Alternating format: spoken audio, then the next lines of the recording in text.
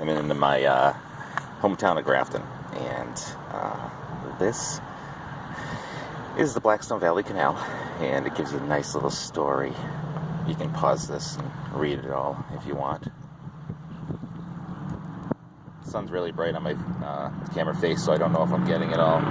So I hope I am. I'm trying to follow the green outline. But if there's any point you need to read it, feel free to pause the video. But it tells you how canals were like the lifeline, and they were hard to sell and blah blah blah, like Venice, Italy, with all, except not love boats, but whatever supplies and whatnot they needed.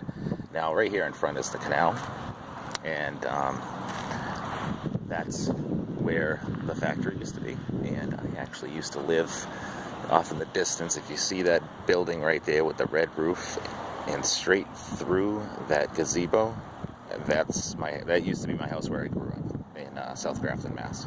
And that's the Blackstone River that runs at the end of that grass over that way towards Rhode Island. So anyway, getting back to my story.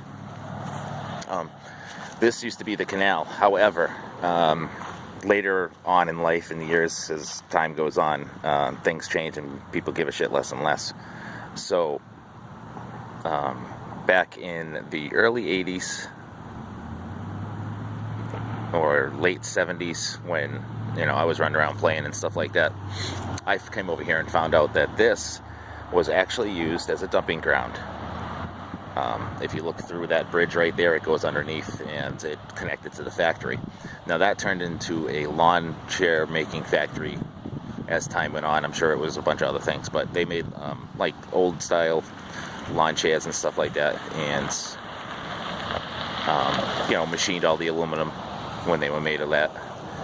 So all the machine oil they used to take over here to a little pit. You see those tanks over there and stuff like that, because that's where the dump was for all the machine oil.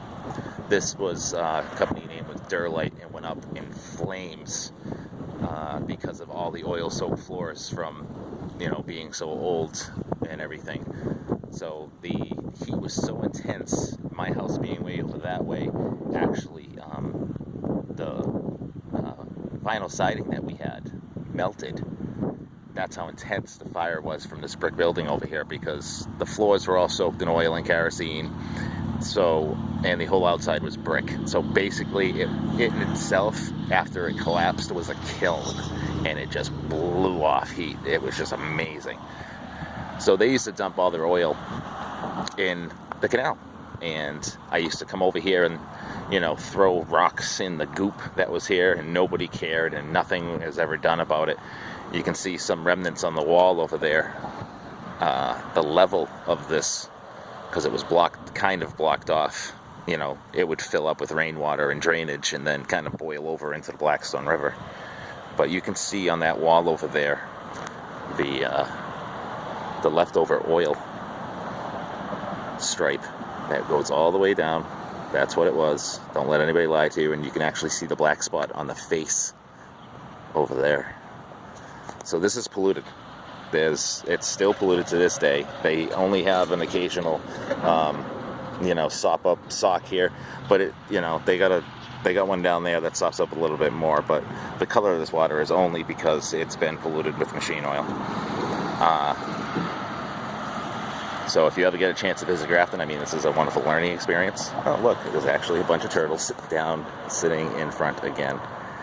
So I'll tell you, life persists, because this place was polluted. They lived in the oil, and I bet you there's something genetically wrong with those fucked up things right now. But a little history of Grafton for you, and the Blackstone River. Have a great day.